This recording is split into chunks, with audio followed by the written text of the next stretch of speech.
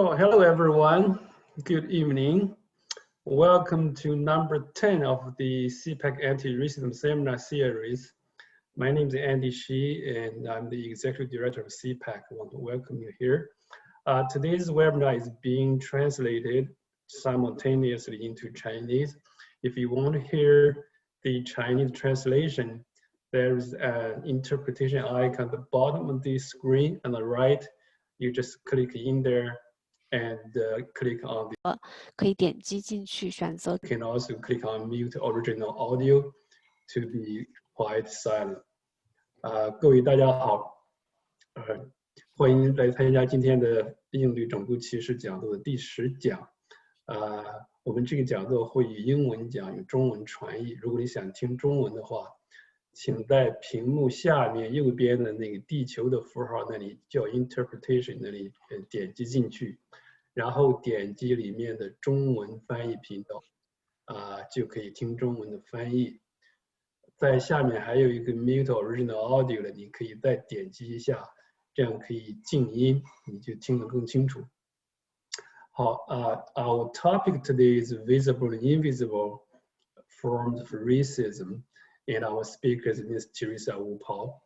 Teresa is the first Asian woman in Alberta to become elected to the provincial legislature and also to the cabinet.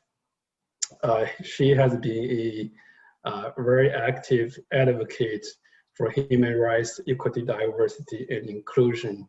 And they have done many training sessions in this area for government and non-government organizations. She has also been a very active, avid community leader for the past several decades. And she personally founded, I think, 8 organizations and still very active in maybe 5 of them. And the organization that directly related to our work tonight, there are 3 of them I know. One, the Canadian Race Relations Foundation, where she's the chair. The foundation is actually a federal crown corporation under Canadian Heritage. She's also the chair of the Action Chinese Canadian Together Foundation, and also the person that started the Asian Canadians Together to End Racism National Network, of which CPAC is a part. And tonight we're very pleased to have her here to take time out of her very busy schedule to discuss the issues of racism, its history, and many forms.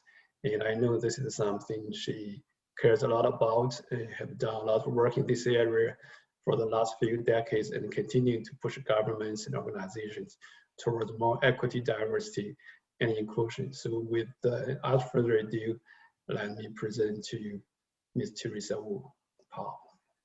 Well, thank you very much, Andy, and good evening, everyone. Thank you for the very kind introductions, and it is my pleasure to work with you, Andy, and CPAC. You are doing something that's very important, especially at this point in time in our country. So it's my pleasure to be here.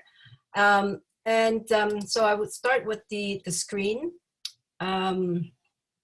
So essentially today, we are looking at visible and invisible forms of racism and some of the terms and concepts. I would also like to take the opportunity to make a quick land acknowledgement from where I am at right now, Calgary, Alberta. So I'm joining you from the traditional territories of the Blackfoot, Tsuut'ina, and Lakota First Nations, located where the 2 rivers meet, and this place called Mukistis, and is now known as the City of Calgary. This is Treaty 7 territory, home also to the Métis Nation of Alberta Region 3. And so we have limited time today, so I won't say too much about land acknowledgement. I just like to say that as I practice it, it also have greater personal meaning for me because I have learned that there's actually very rich history between Canada's Indigenous peoples and Asian Canadians and Chinese Canadians that we should all take time to learn more about. So in terms of today's webinar presentation, the agenda generally is a brief history of racism in Canada, We will sort of look at the racism in the workplace to look at how racism is manifested within that environment. And then we'll take a brief look at manifestation of racism in education. And then we'll look at some concepts and terminologies. Now, first, I would like to start with a survey. I think that Joe is going to help me with the survey. So the first survey is which of, are you doing number 4? We can start with this one. Which of the following are true? Segregated school for Asian Canadian children. Chinese Canadian were not allowed to practice law in Canada. Canadian Parliament passed a law, the Chinese Exclusion Act, on July 1st. Chinese were bought and sold as slaves in Canada. So we'll give this a few minutes.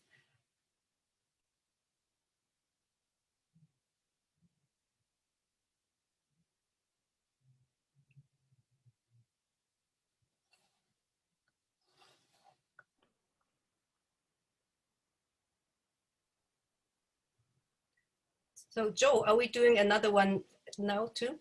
Yes. Okay. Yeah, we have the result for this one.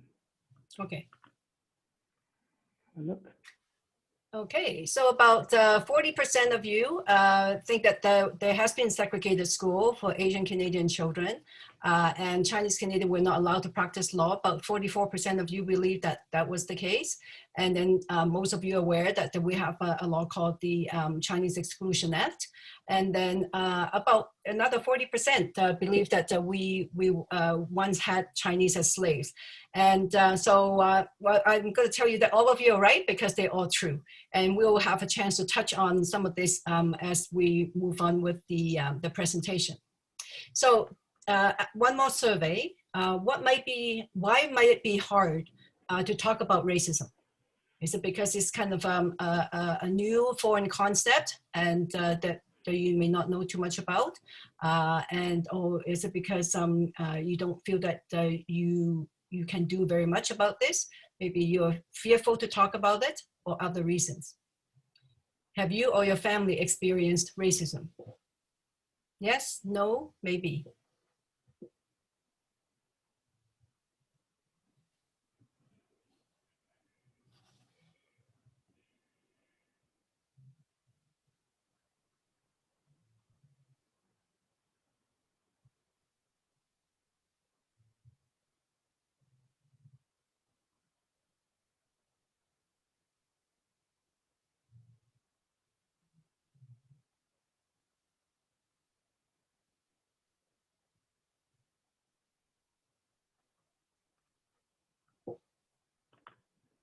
Here's the result. Thank you. So about 17% of you feel that this is a foreign concept, and so you may not know too much about it. And 50% feel that it's hard to talk about because you don't know what you can do. 8% feel that you're afraid to talk about it. And then some 25% feel that there are other reasons. This actually is quite consistent with what we heard from people earlier and in some of the earlier webinars. So, so thank you very much for participating in the survey. And so now we'll take a little bit look at the history of racism in Canada. So this is an infographic that the ACT Foundation have developed that you could actually look at from our website. But very briefly, we'll take a look at the history of racism, especially pertaining to Chinese Canadians. So the first wave of Chinese Canadian immigration started in the 1850s when thousands of Chinese workers came as coal miners in British Columbia, and later as for the construction of the Canadian Railway in the 1880s. Chinese workers were given the most dangerous task, but received less pay than their white counterparts. Some Chinese were brought to Canada against their wills and were bought and sold as slaves in Canada around that time. That's why we did have slavery. Upon the completion of the Canadian Railway, the federal government passed the Chinese Immigration Act, which imposed a head tax on virtually every person of Chinese origin entering Canada, from $50 in 1880 to $500 in 1902. And that is represent about $20,000 in today's equivalency, and is about 10 years of savings. So it was a hardship for many people to actually raise that money to pay to come to Canada. And so the whole intent behind the policy is that they wanted to stop Chinese immigration. On July 1st, 1923, the government of Canada passed the Chinese Exclusion Act to completely stop immigration from China, which lasted 24 years. So when the act was repealed, as Canada needed labor to help to rebuild the economy after the Second World War. Chinese were given the right to vote in 1947. So, we did have segregated schools for Asian Canadian children, as well as Black kids. And of course, I think most of you are aware that we have residential school that impacted Indigenous children and families for generations. So Chinese Canadians were not allowed to practice law in Canada until the mid-1950s because some professions required citizenship. So when we were taken the right to be citizen to vote, so we were also barred from practicing in several different professions. And so it was similar for the health profession as well. So we also need to touch on the history of Indigenous peoples of Canada when we talk about history of Canada and racism in Canada. So the colonization, started in 1534, but then of course people have been here for thousands of years prior to the arrival of Europeans, and until recently we were rarely taught about this. So to understand the impact of race in Canada, we need to start with colonization and how the Eurocentric worldview operates to establish whiteness as the norm, as a standard in Canada. So the result of this history is the creation of the racial hierarchy with white as the ideal.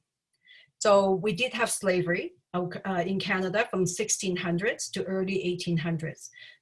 Even though slavery was prohibited in France, but the French government granted the New France, Canada, the ability to import Black slaves from West Africa, which began the slavery period in Canada. So, our school system and our public tend to call Canada being the land of the free in relation to slavery, but we did have slavery. In fact, some of the slaves who were brought here escaped to the US because in parts of US, the slavery was actually illegal. So, the result of this history is part of the roots of anti-Black racism, and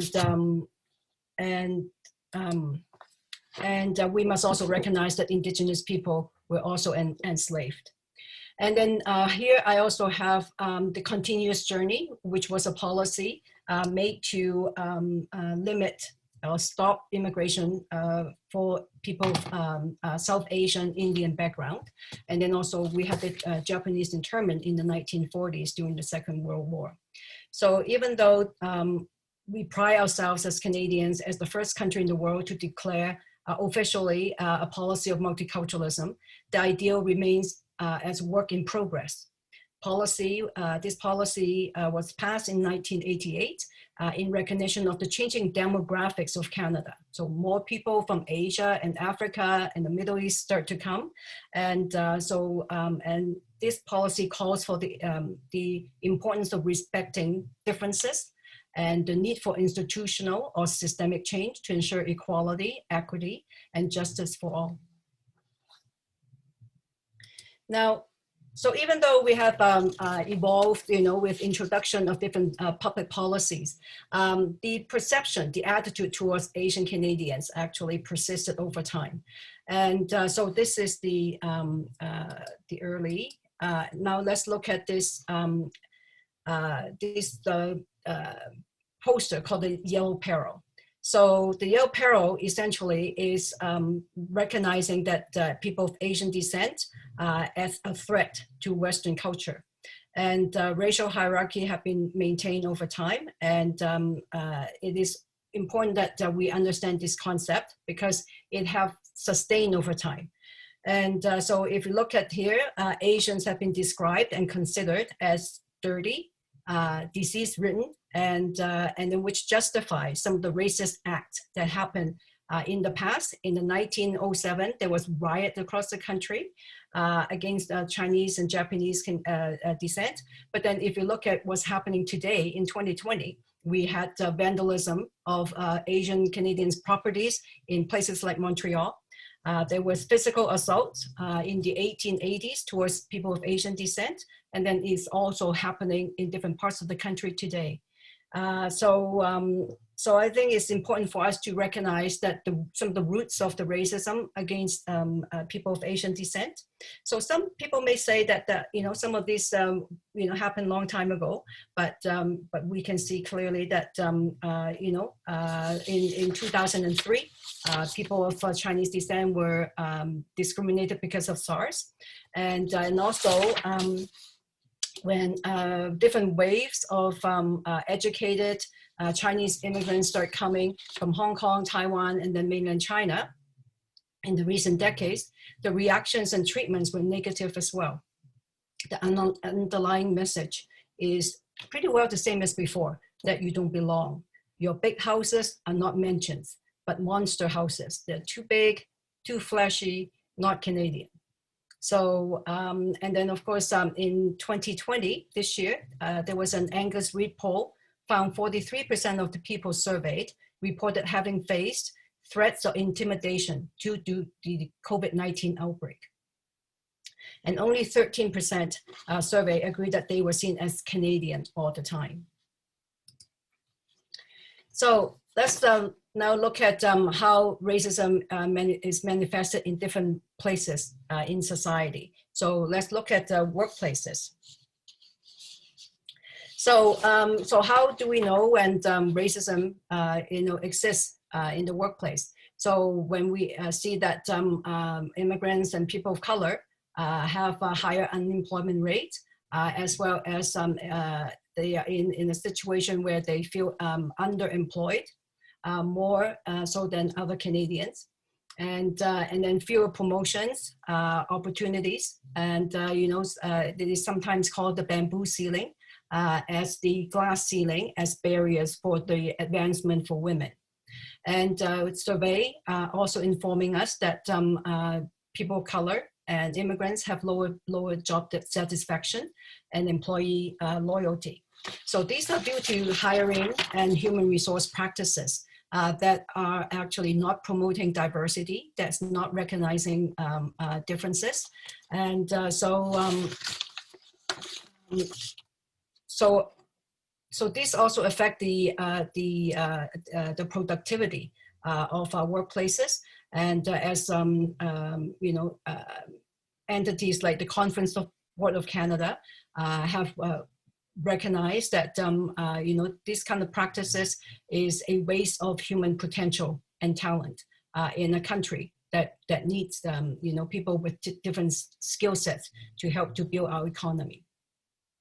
So other forms of expressions of racism also include microaggressions, biases, and harassment, discrimination, and issue of protecting organizational reputation. Now, bias. So bias is something that we all have as human, because we actually cannot function without some kind of ability to discriminate, to make choices. So, so even though we cannot eliminate bias, because it's part of our makeup as human beings, but we can manage bias. So what is bias? Is the prejudice, is an attitude in favor or against one thing, person or group, compared with another, usually in a way considered to be unfair. So, So we need this to make decisions because we actually, each minute we have to make some decision. So we have to rely on some kind of quick, impressions to make decisions. But then if we are not aware of what we are doing, then it can become a barrier. So some of the forms of bias would include people's unconscious thinking, belief that people with disabilities, say hearing impaired, or people speak with stutter, are less able, less intelligent. So this unchecked bias influence our behaviors and treatments of people and have led to actually adverse impact of the group in terms of learning and employment opportunities. So we know that people with disabilities have actually also very high unemployment rates. So what is important here for all of us is self-awareness and being a member of a very diverse country. So as a social worker, I studied social work, and then in the 1990s, when I was being trained by United Way to do anti-discrimination training, so we were asked to do a test to check on our own prejudice and stereotyping of other people. So as a social worker, and believe myself as someone who's respectful and culturally sensitive, I thought that I should be I do fairly well, fairly free of bias. But reality was that at that time, I held negative stereotypes of indigenous peoples that I was not conscious of. So what is important is we actually learn to be self-aware, so that by knowing this, being aware, it made me think, reflect, and change. So let's take a look at this concept called microaggression that you may have heard more about. So some of the examples of microaggressions, like people ask you, where are you from? And well, maybe it's okay if you are immigrant generation, but then, many of us, like our children and grandkids, they're born and raised here. When people ask them, where are you from? Sometimes it's I think it's confusing for them. And we'll talk a little bit about that. And then other commonly heard forms of microaggression, your English is really good. Now let's look at why do people ask these kind of questions? What is the assumption? What's the thinking behind phrases like that, comments like that? Where are you from? The assumption is that you're not from here. But then why are they asking people of racialized background that question? Is that the assumption that Canada is white, the dominant group is European, so anyone who doesn't fit that appearance, that norm, is from somewhere else. And then it's also an unchecked assumption that people who look differently, who are racialized, that they actually do not have English, as well as someone from the dominant culture. Now, it is a comment or action that really subtly and often unconsciously or unintentionally express a prejudiced attitude toward a member of a marginalized group, such as racialized minorities. Now, I also want to give you a few more examples, so you know how subtle, how common it is. So when I was when I became the board member of United Way, I was waiting at the elevator on my way to attend my very first United Way Board of Directors meeting, and another board member, was there. We met for the first time, and she asked me if I were the secretary of the CEO. And I also know several racialized elected people, including myself, were mocked by other MLAs with ethnic jokes. And so what people tend to tease me as an MLA was that Asian are bad drivers, that we use knockoffs and fake products. And so the mechanism for some of the other members of racialized background is they would start telling ethnic jokes themselves before other people can actually say that. It's not the healthiest way to respond, but I think that people have been trying to actually respond to this form of aggression. So another example is when Dr. David Lam, the first Lieutenant Governor General of Chinese descent, went to see the Queen. People actually thought that he was the gardener. So, when people, describe some of these acts as microaggression, while the word micro is used and the word may seem trivial, but pay attention to the second part, aggression, as these words are meant to send a message that has harmful effects. They are a message of you do not belong. There's an unspoken social strata reinforced also in the media, people at the workplace, in books and movies, and in educational settings. So impact of this kind of microaggression on people who are targeted is that you don't belong here. And this is also, especially important to our children, that the message being sent to them is that your people do not belong in this strata. And they are immersed in this system for 13 to 17 years. And so some would actually develop self-doubts and even self-hatred. So, so I think it's important that, that we actually pay attention to various forms of racism, including microaggression, because it does have harmful effects on people. So an explicit act of aggression is sometimes expressed, with a phrase like, go back to where you came from. And we have seen a few graffitis where people will say, go back to China. Go back to where you, to your country. So essentially it's sending the message that you don't belong, you're not from here. So it's meant to exclude and to marginalize people. So now we'll take a quick look at how racism, according to a fairly recent Environic Institute study, where people actually experience racism. You can see on this chart that, so the top sources where people experience racism is the workplace and on the street in public. And then followed by at educational institutions like schools and university, and then also public places like stores and restaurants. And that's why we hear so many people, are being harassed at public places during the pandemic.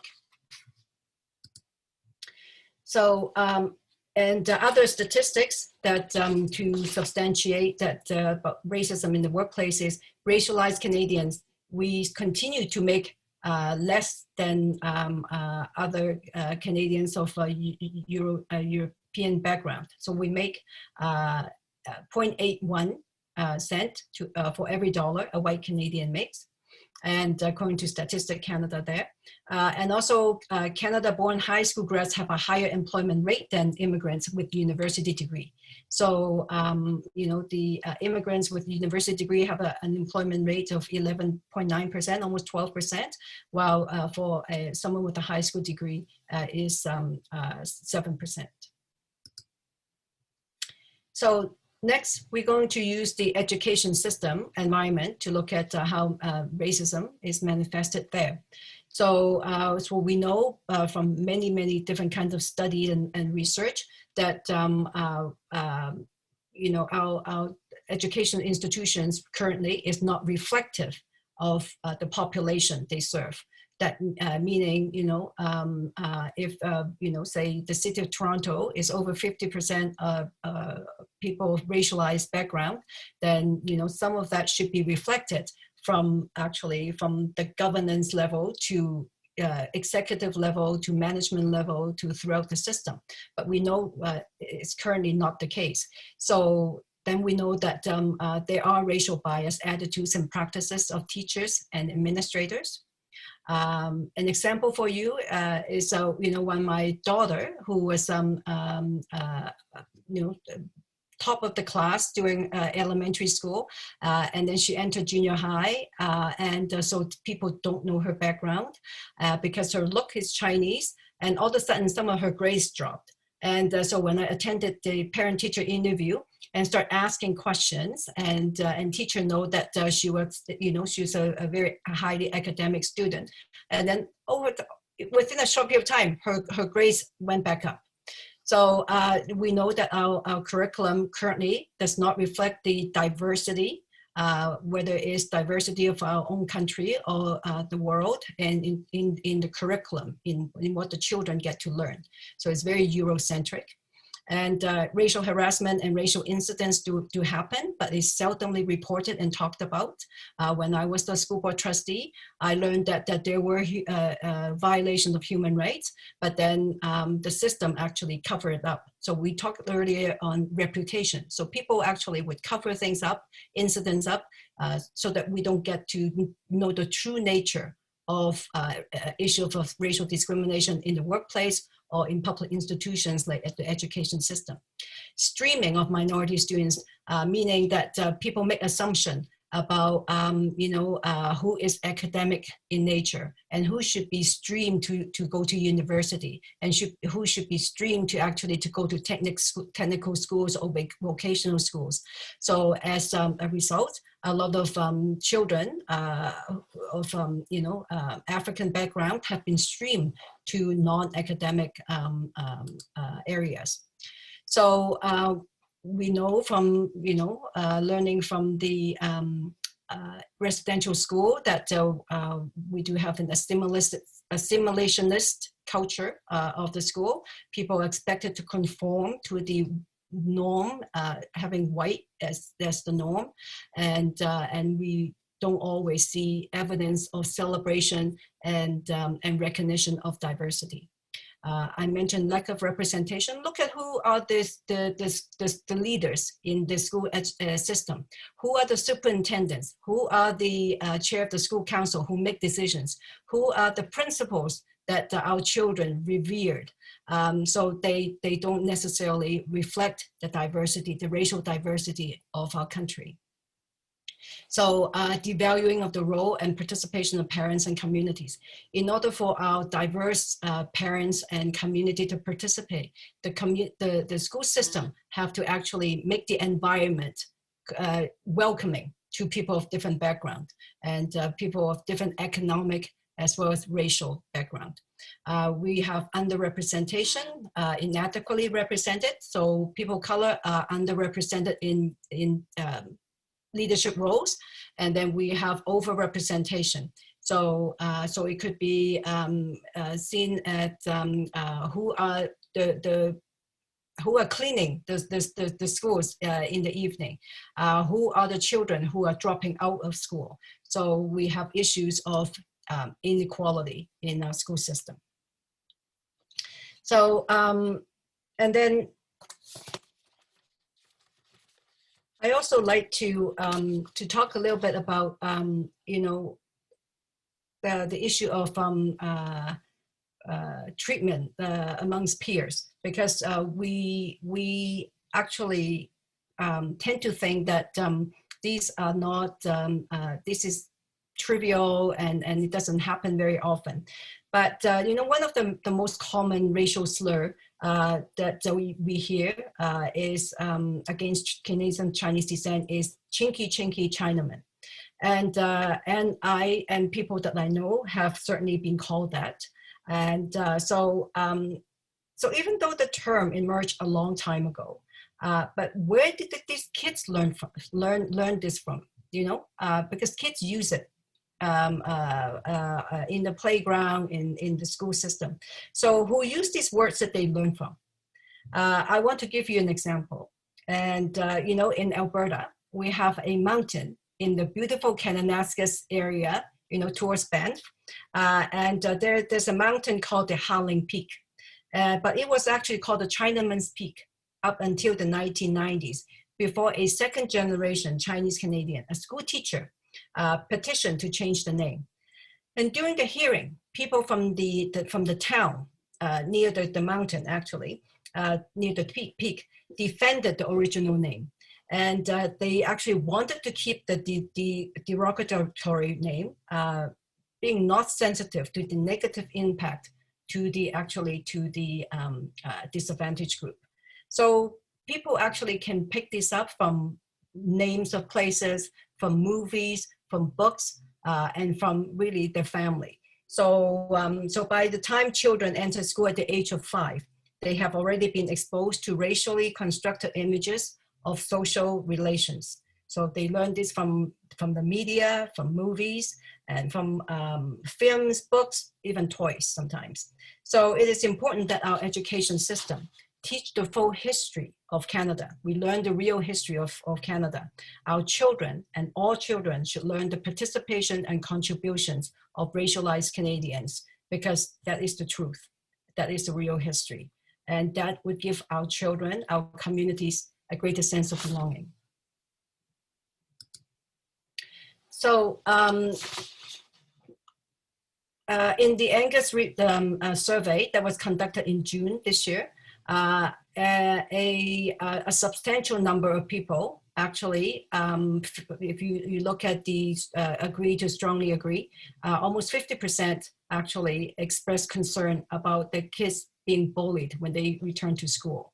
And 3 out of 5 are worried, so it's about 3 out of 5 are worried that the kids will experience bullying. So next, we're going to look at a few key concepts. And so one of the key concepts when we look at racism is prejudice.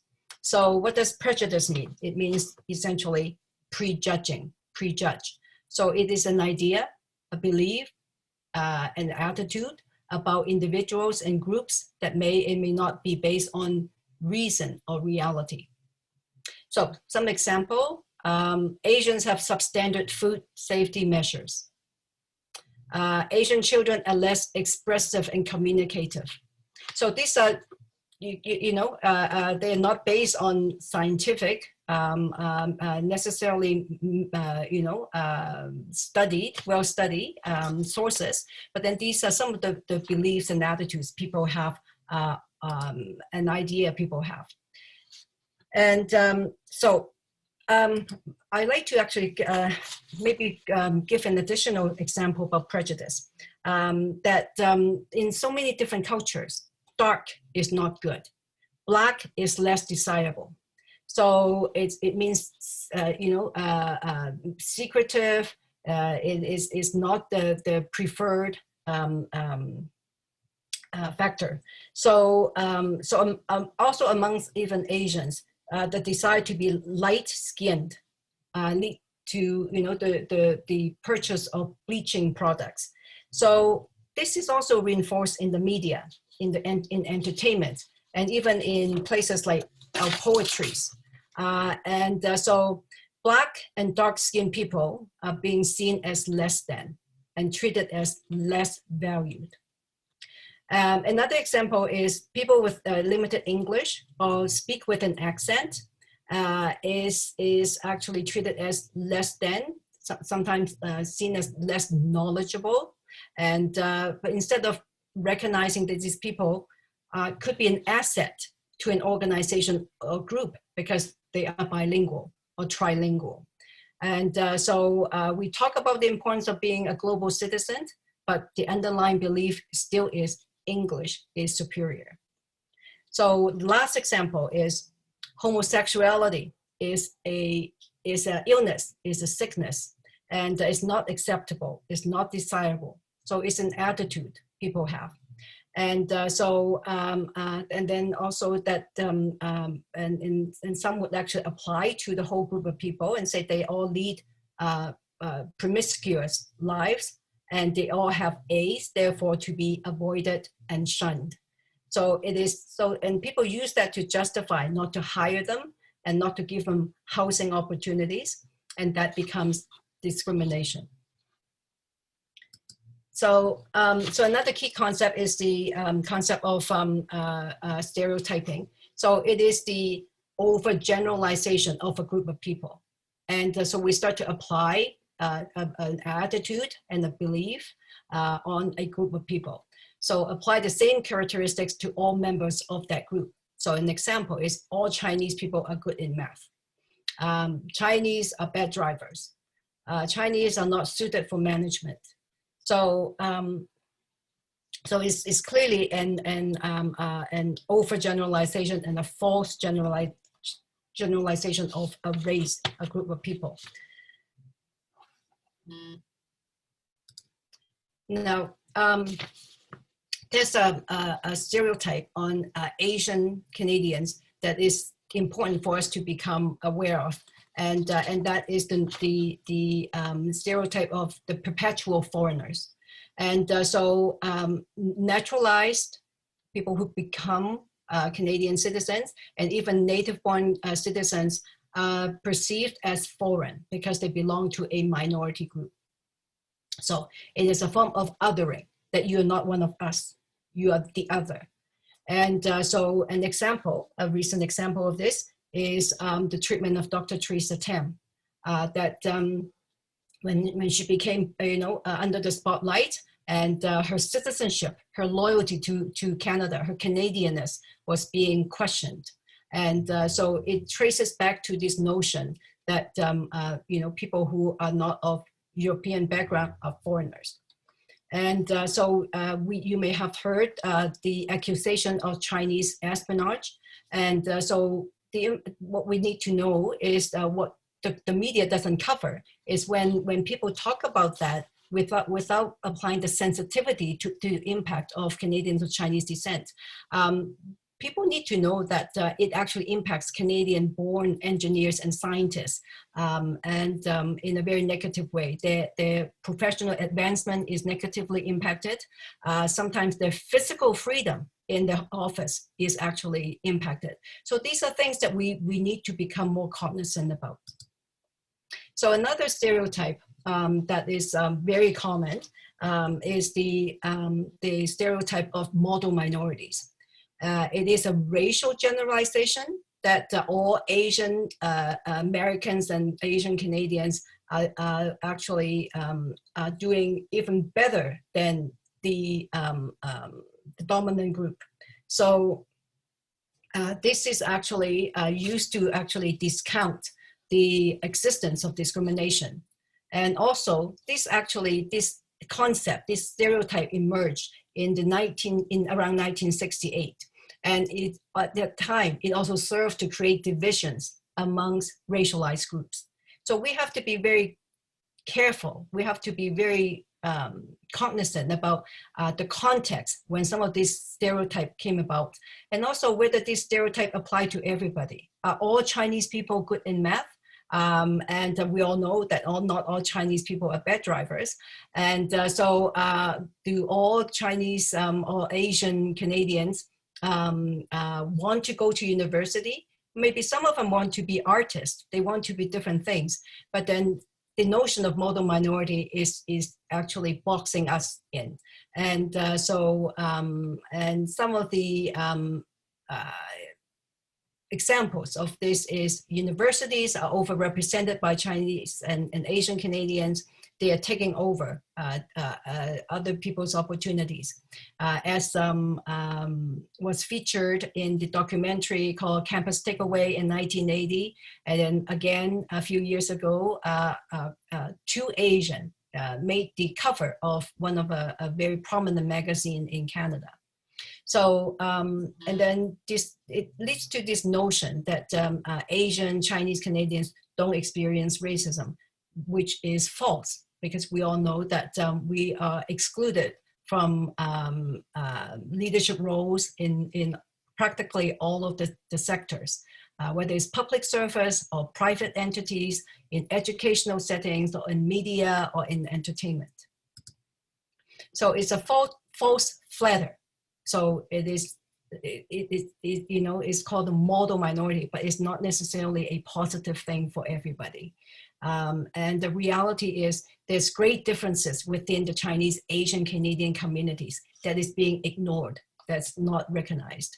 And Asian Canadians are still heavily underrepresented in government, business, sports, civil society, and media, to name a few. So model minorities impacts us. Right? So our needs actually have been ignored. So people who actually are not as fortunate You know, they may have different kinds of social needs and are being overlooked because we are assumed to be all doing well. It is an unrealistic standard for those who do not fit the stereotype. So as a result, actually, it is an added stress and a source of mental health issue for actually an increasing number of young Asian Canadians and Chinese Canadians. It's a silencing effect to the community because we are not supposed to complain because we're all doing well and better than other people. But the reality is we have issues just like any other community groups that we need to actually have a conversation with the broader public, with government. So it is actually a silencing factor. So of course it limits some of the development and potential of people who do not fit these stereotypes. So and then next we'll look at the concept of discrimination. So discrimination is a denial of equal treatment and opportunity to individuals or groups. So, so this is now, so denial is an action. So substandard public service, yes, you have seen in recent news, you know, the unfortunate, you know, incident of not providing adequate care to people of indigenous background. So a service denied to a specific group. Another example, you know, this is fairly common in a way. So the example I use here is Jessica Chan is not suited to be promoted to be manager because she is not communicating confidence. She lacks social skills and strong leadership qualities. And so the reason that is included here is we need to think about how do people define communicating confidence? So do we have to all be communicating in a very direct, assertive way all the time that we need to confront people? Or are there other ways that actually people can communicate effectively that is not direct and confrontational, and also exhibit leadership skills? So I think that we need to challenge some of the thinkings and you know, beliefs that that need to be critically examined, and then also you know, justifying not to give her the promotion opportunity by saying we already have a manager who's Chinese. So essentially, this is considered discrimination because now people are acting out their beliefs and their generalization of a group of people. So there are different forms of discrimination. One form is overt discrimination. So this is the granting or denying of certain rights to certain groups of individuals. So this is overt discrimination. So you blatantly deny people. So this is an example is Chinese head tax and exclusion act. And then the other is the immigration policy. So back in the early 1900s, people of European descent actually were given free land when people of Asian descent were not given that same opportunity, and they were actually denied the opportunity to come here at all. So another form is unequal treatment. So a differential treatment of one group in comparison with another because of certain characteristics. So paying lower wages to women in comparison to for work of equal value, right? So so differential treatment. Pay differential to racialized minorities as an example covered in earlier under workplace. So the other is what you have been probably hearing quite a bit in the news these days, systemic discrimination. And you know, systemic, you know, imply to do with structure, with systems.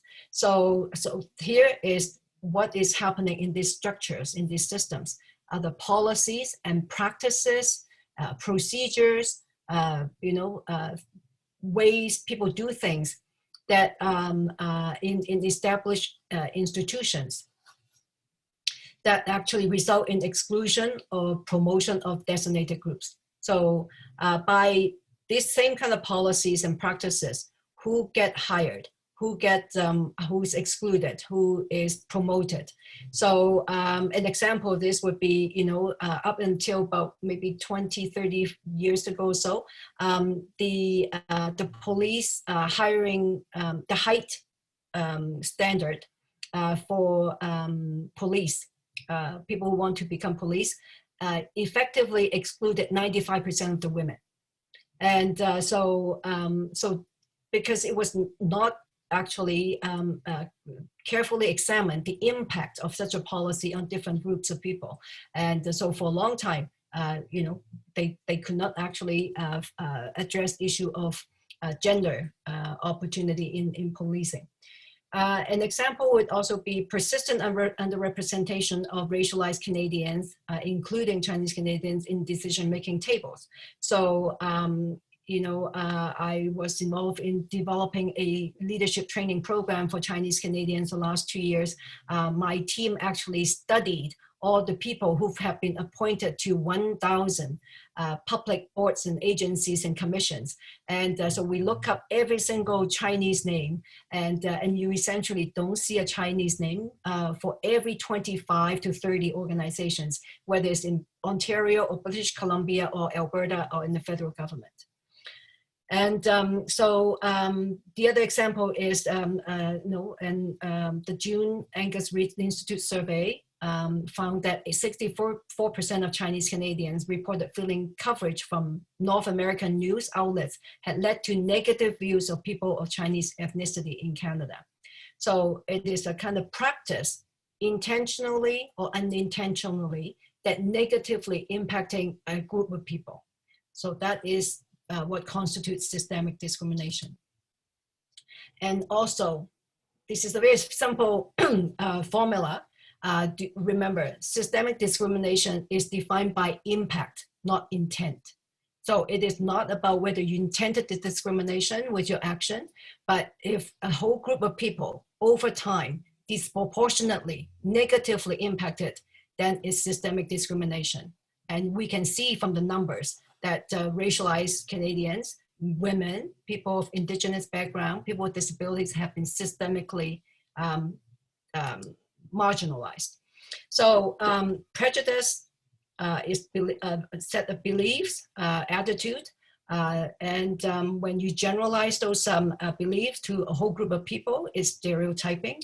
And when you actually take action based on those stereotypes, like not giving people the promotion, not giving people the same kind of opportunity, then it's discrimination. And when the discrimination is backed by the institutional power, the power to hire, the power to reward, the power to sometimes coerce, then it and persistently negatively impact racialized people, then it's racism. And then lastly, when people believe that the right to domination based on race, then it's white supremacy. So the last two slides is to talk a little bit about why it's important to learn about racism, to also report racist incidents and hate crimes. First, because it is actually important for the people who experienced it to be able to articulate it, to share the experience. It can be traumatic for people. So it is actually important for the personal well-being of the person who's been targeted. It breaks the isolation. So you get a sense of connection and support. And also the reporting would offer community groups and different entities the opportunity to collect accurate data on these kind of incidents to people, so that then people can actually improve public policy and program and services to support people who are being targeted, who are being negatively impacted. When the first time I so-called experienced racism was actually in a room full of social service providers. I was invited there to provide a voice of diversity. So because without the invited guests, myself and my colleagues, the entire room would be white. And this is in the early 90s. So in that process of actually promoting the need for change to address diversity, we were the people of color, my friends and myself, we were actually confronted with this discrimination. And I seldomly share this with people, but I think maybe this is the time so that we understand how hurtful this is. I don't know what happened to me, but actually after the 3-day workshop on diversity development, I got home and I couldn't stop crying. So I couldn't explain to my family, but it was so hurtful that I just cried. You know, for a whole evening, it impacted me for the entire 2 days when it hit me the first time. And ways to report incidents of racism, you could actually go onto websites such as the Act to End Racism, or you can, if you feel comfortable, you can call the police. There's a way to actually text message an incident developed by the Act to End Racism. And you can actually have different kind of hate crime units that you could also report. And you could also talk to community organizations that could also find a way to help you to report. But I think the important thing is you report because it helps you, it helps the community, it helps the public entity to make better policies. And also it's the important modeling for our children that we actually feel confident to actually talk about our issues, to talk about experience, that it's okay for them to also talk about these issues, to talk about their experience, and to challenge this injustice. So and access to the Act to End Racism website. And thank you very much for your attention this evening. I would welcome questions if there's any. Okay, thank you, Teresa. That Act to End Racism is a national coalition formed in April this year in response to the anti-Asian racism due to COVID-19. If anybody's interested, go to their website. You can join the network. We have about 50 organizations across Canada to be part of the network, and we meet regularly to discuss issues, doing research and consultation, and try to make recommendations for systemic change. So now let's do some Q&A. If you have any question, please type in the Q&A session there. At the bottom, there's a Q&A. You can type your questions. You can type in English or in Chinese, and I can read Chinese, and I can translate it for you. So when we talk about microaggression, there are all kinds of forms. People can look at you with a different look. They can say things that imply certain things. Now, the notion that where are you from, this question is also a form of microaggression, has been a little controversial in many places. Tonight we have the comment here. So Teresa, I want to put the question to you. Why is asking you where are you from is a form of microaggression? Because the assumption is you're not from here, that you're not Canadian. And if you are a racialized person, then the assumption is you have to be from somewhere. So that you are not equal. You're not us yet. So I think this is especially of significance to especially people who are Canadian born. And because you have probably heard from especially younger people from racialized backgrounds say that I don't belong in either culture. I'm not part of the so-called mainstream Canadian culture, and I'm not part of my ethnic culture. And so I think it's important that actually we all as Canadians live in a pluralistic multicultural society to make an effort to become more aware the impact of our words And whether it's intentional or not, that we are actually telling people that you don't, you're not full Canadian, you don't belong. When they're born, raised here, they don't have anywhere else to go. They are Canadian, that's who they are. They are from Mississauga, and that's where they're from. But when people keep asking, where you really from? Then actually, maybe they have never been to Japan, they have never been to Malaysia, they have never been to China. This is the only place they've been. So why are people assuming that they are not full Canadians? So I think it's hurtful. It's hard for especially people who are second, third, fourth generations. So I guess the implication is basically you are a foreigner. No matter how many generations you are here, yes, you're not white, then you're not proud of this country. That's right. That's why it's hurtful. I mean, you actually reminded me of the story told by Jan Wang. I mean, many of people will know Jan Wang was the Chinese-Canadian reporter for the Globe and Mail for many years. And she was born in Montreal. And her English is better than most Canadians, white. Anyway, when she was working in the Globe and Mail, her editors asked her, where did she come from? And so the person asking the question may not realize, but the recipient of that question felt differently. Yes. I mean, there was a study done in Vancouver. I think the SFU did the study. They have this group of Chinese Canadian doing telephone discussion, conversation with certain people, and when they asked the people on the other end, everybody said, "Oh, these people are Canadian because they were born here. They have no accent. They couldn't tell who was on the other end." Then they let the people meet, and then they asked these conversationalists again, and they think these people are like, on the phone, nobody said they have any accent, but when they meet these people, somehow they believe everybody looking Chinese have an accent. And they are immigrants, they're not here from Canada. So these things actually happen all the time. People don't realize that why it's something we need to be aware of. Anyway, so if there are no further questions, I want to thank everybody and for attending. And I want to let you know that next week on Thursday, we have another seminar.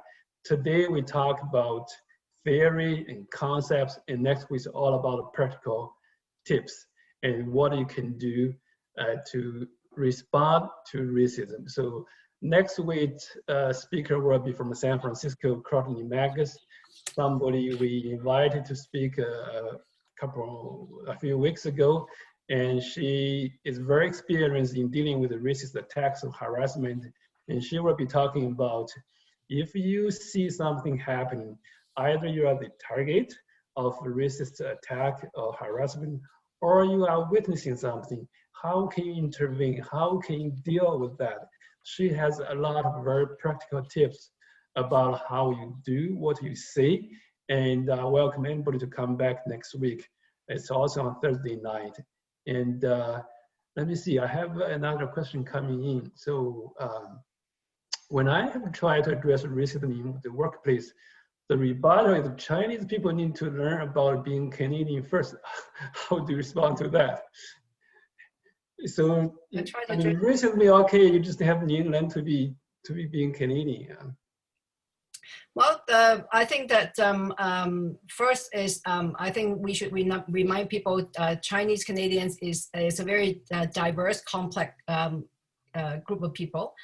We have people who've been here for 7 generations, and to people who newly arrived that are still, being acculturated to become Canadian. So I think we need to educate people, but then also challenge people's assumption that all Chinese people need to learn about being Canadian, because many of us are actually have been born, raised Canadian. And so even they look differently, they have different cultural practices, they are Canadian. Canadians is diverse. And so I think it's, I think, part of what you are doing, what CPAC is doing, what many different community groups are helping people to do is actually to help us to understand some of the issues, how they're manifested, and then also is a way to also prepare us to better respond. It is not easy to talk about racism and discrimination, and especially with your colleagues, people that you work with, or maybe your boss. But then I think with this kind of dialogue, and we can all, continue. It's a journey. Learning about racism is a journey, right? So, but we can now be better prepared to actually help other people learn, to challenge them in a respectful way, and prepare you as an educator. So I'm not sure you know that Toronto's motto is diversity, our strength. Mm-hmm. And it's a very good concept. There is indeed a strength in diversity, and people are slowly learning about the strength and the advantage you have in diversity. People coming from different places with different characteristics and culture and experience, including different accents. So I guess people need to learn to accept this difference, to recognize the value and the humanity in people and the assets of these people. So one of the ways is for us to learn more about our own collective history, that actually form our social identity. But, knowing our history can be a powerful form of empowerment, that we know that we have been here for a long time, we have participated, we actually have contributed. So if we take some time to learn about the contribution of our community, I'm sure that there are many examples from Ontario that people can cite. The philanthropists, that supported many, causes in the Ontario and Canada-wide. So, we have an example here in Calgary. We have someone called Jimmy Smith, who died in the 1800s. And so he's actually Chinese. He anglicized his name, but he had TB. No one would treat him. He did not receive the care that he needed. But when he died, he donated his entire estate to build the first hospital. So isn't that Canadian? So I think that if we actually can prepare ourselves to learn about our history, to learn about our contribution, then we could actually help to tell that story, tell that history, and help other people understand that we have been here, we have been contributing, and we are Canadian. I mean, the recent acknowledgement of land acknowledgement to recognize this land is native land. Everybody else is a colonizer and immigrant. Is a very good concept. I guess we can all get something from that. So it's a little after 9 already. I want to thank you very much for a very informative and meaningful presentation, Teresa, to take the time to do this for us. I really thank you for that. And I also want to thank you again for the people who are attending this, and I extend my welcome to you again to come back and go to our website and sign up for the next webinar and for how to deal with racist harassment and attacks. And we have another few more coming. Another will be on parents and teachers helping kids dealing with bullying. That's also being very well received, done by Canada's authority on bullying research and to people from Queen's University. And I think we have one more hate crime and hate incidents, plus something about personal safety and property safety from the York Region Police Service. So please do come back, and this session will be recorded, will be played again for you at the end. In about a couple of weeks, we'll send you a link so you can rewatch what you missed. And with that, I want to thank you again and look forward to see you again. Good night, everyone. Thank you. Good night.